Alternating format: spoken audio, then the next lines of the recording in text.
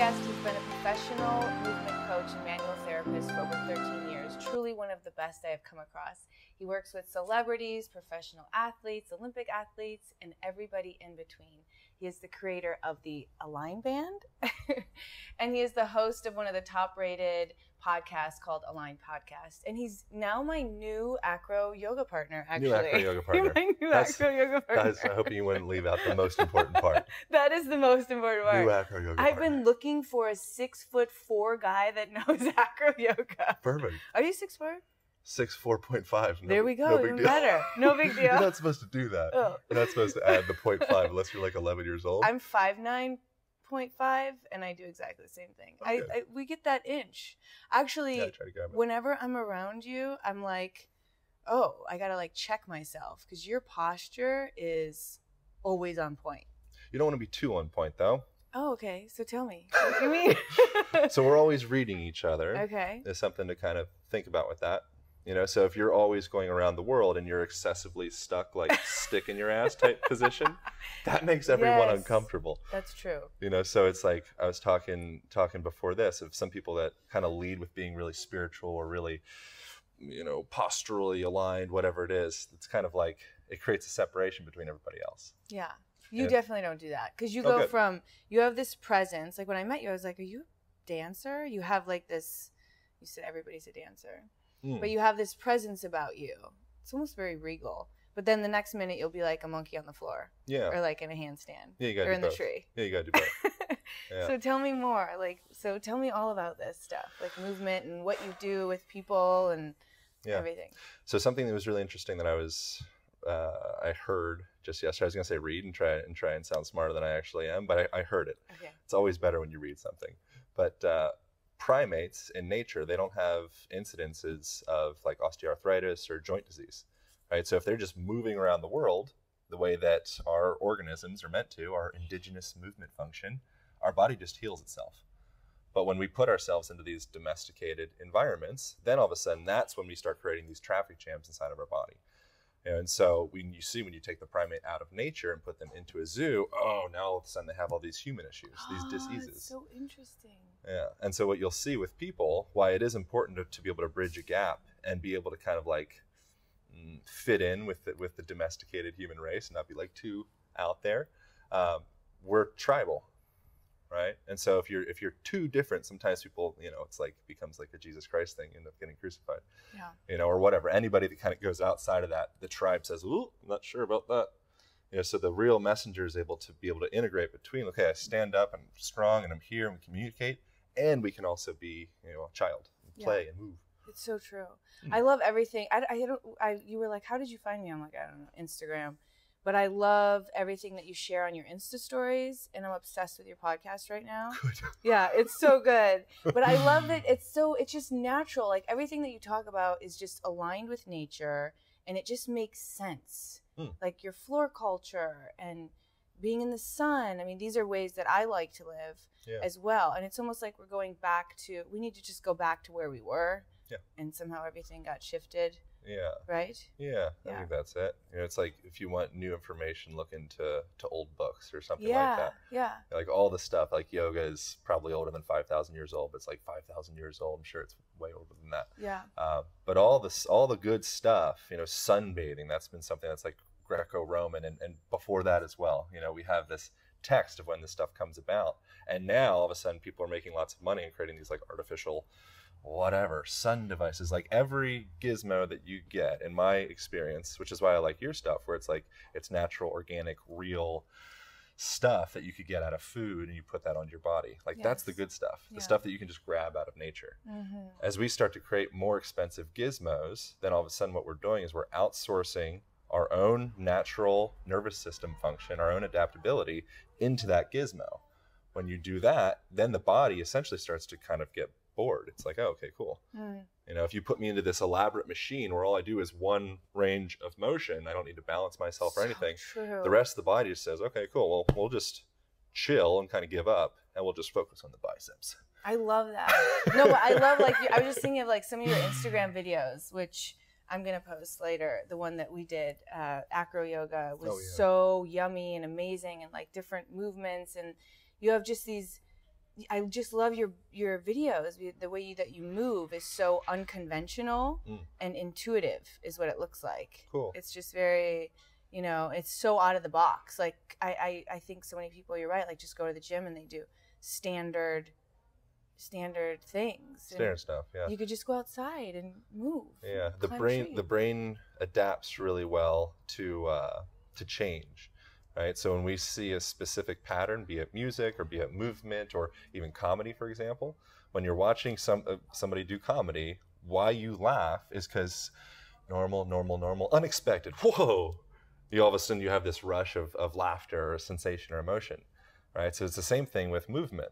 You know, so our body's always it's that new novel stimulus that causes our body to start upregulating all the good stuff. Yeah. You know, and so if we can kind of add those little novel stimuluses into our day-to-day, like being a kid, again, you know, a child, everything is novel and everything is new, and they're so excited about everything. They want to put everything in their mouth and they want to grab it and climb it. You know, as an adult, we start to kind of like, that's childish. You're supposed to know everything.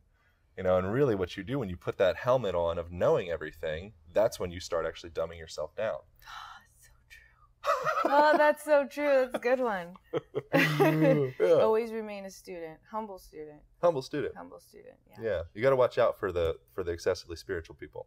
Yeah. You know, when someone kind of wears that on their sleeve, like, just so you know, I'm very spiritual. Yeah. I'm no, like, if they say that, oh it's God, like, get away. Keep it off of me. That's when I was thinking about you, I was like, I was drawn to you because I feel like there are a lot of like snake oil situations happening right now. Yeah. And I just find you so authentic and organic, and you walk it like you talk it, and you share a lot of it through Insta story.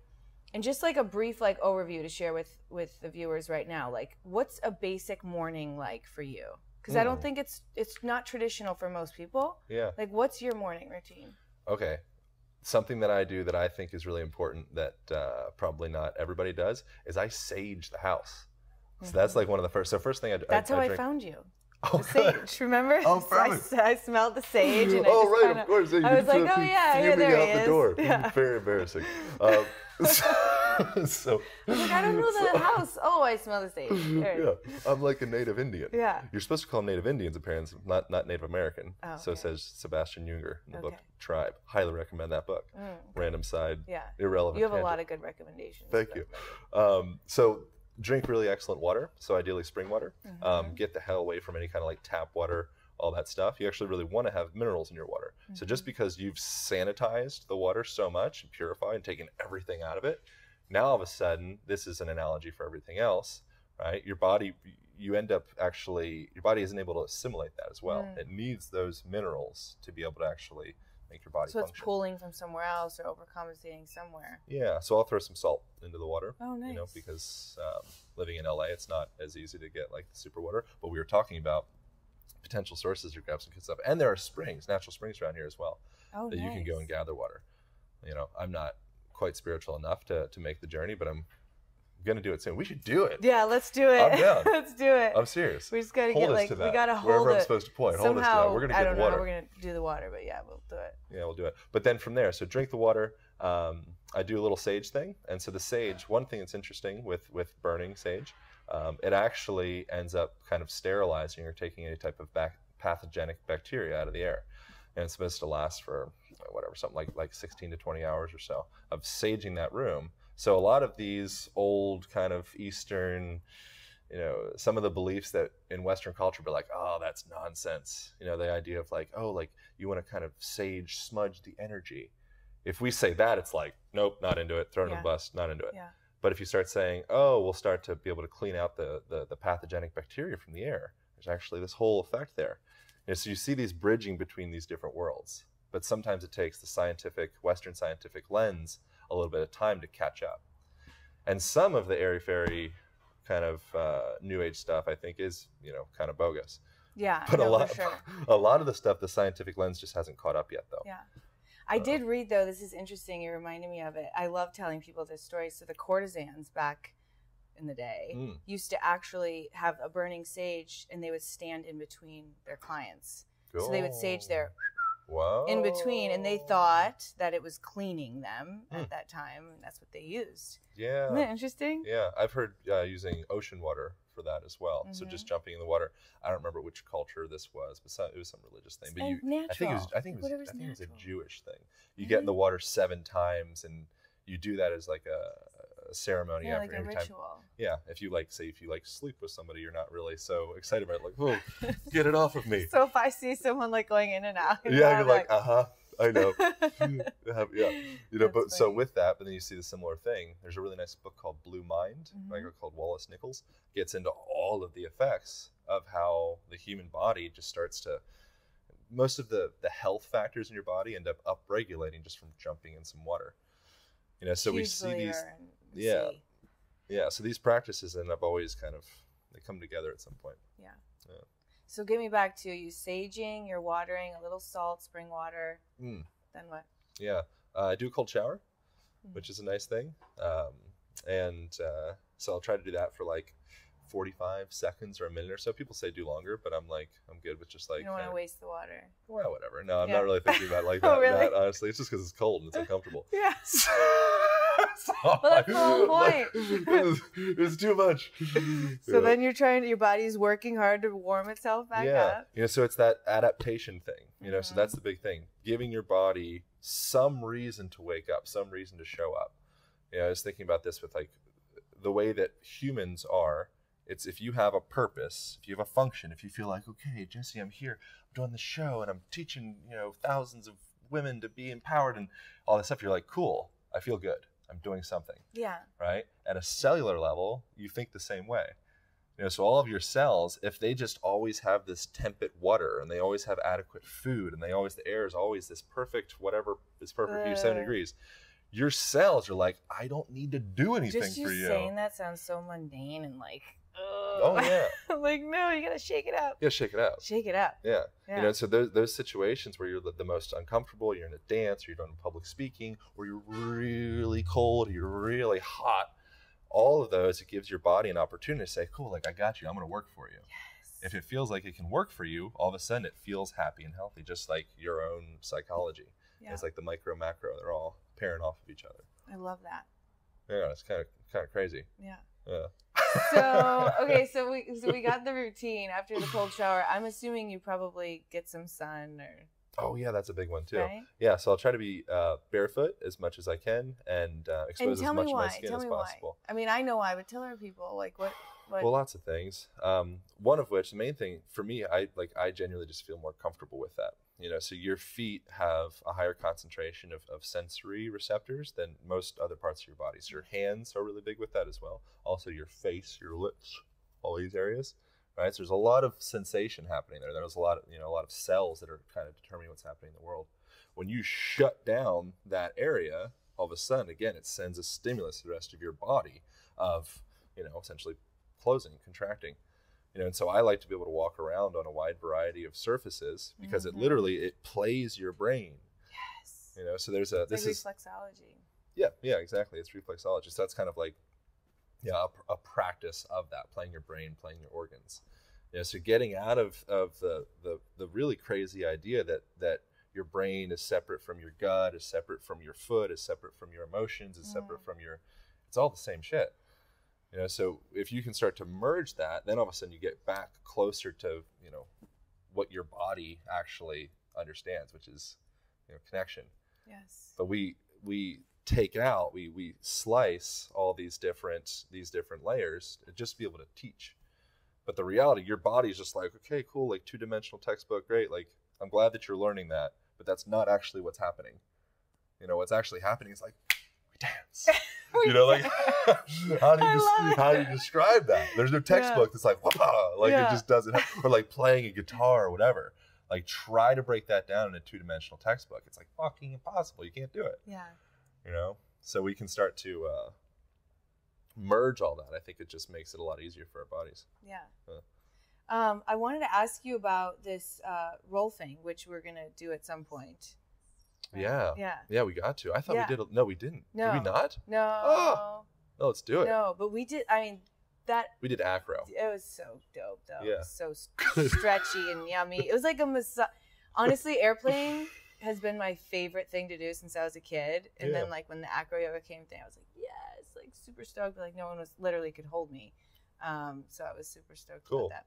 Yeah. But yeah, so tell me about the Rolfing. Rolfing, one of the Rolfing. most terribly branded names. Yeah. So it's just the last name of this sweet yet curmudgeon-y old woman called Ida P. Rolf. And she was kind of like a genius in a lot of ways. And she called it structural integration. So structural integration is a way more appropriate term, in my opinion. And what we're trying to do with that is we're trying to align and connect your feet to your knee, to your hips, up through your spine, create alignment or stack. When you can create that alignment or stack from all the joints, all the way from the head down to the feet, then all of a sudden your body can start to chill, it can heal. But as long as your body's in this compensatory imbalance pattern, it kind of has to like hold on all day long, right? So when you're holding on because of your imbalance, that just creates a lot of, friction in the system essentially. Yeah. And so what she was really good at is seeing through a system, kind of looking at the body as almost like you're wearing clothes. So if your shirt's all twisted over the side, or your pants are on backwards, your shoes are, you feel kind of funny when you walk around. And so that practice of structural integration or Rolfing, there's different forms, essentially is using hands-on therapy as a means of like reorganizing your clothes, your body clothes. Wow. Yeah. So Rolfing, and then like, just movement in general, like just these abstract movements that you do. And then we have this guy here too, that you have this line band, which I did the other day, was so dope. Cool. I love it. And we hooked it up to the door, and I was able to do all kinds of yummy things, get into my hip flexors, which is so common for all of us because we're sitting all the time, right? Yeah, with stuff like that, with any kind of self-care tool, it's just accessibility is a big thing. And so something I see with people is like, for me, even anything that we're like teaching or writing about or whatever, it's all stuff that you see in yourself and you're like, oh, right, this probably relates to other people. So for me, I have the excuse of if I'm traveling, I'll be like, oh, well, I don't really need to like take care of myself because I'm on the road. Hi. And so that it's so easy to put that story in front of, taking care of yourself. And you can just throw this in your bag and do something. So is there anything we could do right here sitting down? Oh yeah, absolutely. So what's interesting with this, the big thing, it's always with any tool, it's just the education behind it, and so it's a resistance band and then has a door anchor, so you can attach it to, a hotel door or, anywhere you're at. You can just have it hanging down there and you can start decompressing joints and doing different integration techniques. All that good but stuff. a big thing is just the tendency with people is to be really folded forward into this type of position. Right, so our head's jutting forward into this. It's called forward head posture, or upper cross syndrome, unnecessary terms. But the shoulders get rolled forward. The spine goes into this curmudgeon-y old hyperkyphotic type position. It's a very depressed state. It's a depressed state, yeah. So your body's listening to that. You're saying, okay, cool. Jessie is in this position when she feels really sad. Right, her cat got run over by a lawnmower. Whatever happened, and all of a sudden you're like, oh God, I feel terrible. When you go up into this position, it's like, oh cool, Jessie won. Fill in the blank. Yeah. You win like this and you cry like this, and so hormonally, physiologically, your body is always listening to that. I love that concept. So your cells don't have eyes, but they listen to your movement. So if you want to feel better, like go exercise. All right. So as we're going through, something you can start to play with is just taking the band, just because we're just sitting here, just taking the band and literally, so you start off just pulling the shoulders back a little bit. Most of us end up being hunched over in this position. So stack yourself up in a good, strong, stacked position. And then from here, you should be sitting at your house. Just start trying to break the band in half, right? Then you can start to come out to the side a little bit, come out to the other side, go up overhead, just explore all these different ranges of motion. And it's a lot of work. Like, it doesn't look like you're doing anything, but I know that with the resistance band, it's a lot of work to engage everything. It's as much work as you want to make it. Yeah, right? That's true. So the big thing with the band is being able to hang it up in your door and having like the whole shebang with that. So it's like it's sitting there and it's looking at you, and then from there it's really starting to, it's like a samurai sword. If you just look at a sword, you don't know how to use it. It's like probably won't do too much, won't be too effective with it. You actually have to use it. You have to use it and learn how to use it. And as you start to learn how to be in your body better, all of a sudden you can start to become more creative with any tool. Yeah. So any rock or side of a car or anything like that can become like world's best self-care tool. Yeah. Right. It's just figure at first, like, go in, figure out how to develop that intelligence of how to be in your body. And then you can literally make anything become a self-care thing. Yeah, I agree. Yeah. You've already given so many, I call them golden secrets. I like it. But what's like what's number one golden secret right now? Like what's intuitively, what's your answer like right now? There's so many. I know. I would say number one golden secret. So all the movement stuff, that's all I think a reflection of how you actually feel. So they're all tying back to each other like we kind of mentioned. So you can use your movement to feel well. And then also at the same time, I think finding passion and being honest with yourself of what really serves you and what really lights you up, do more of that. And so if you can do more of whatever it is that lights you up, and don't care what it is, it's gonna be different for everybody, thankfully.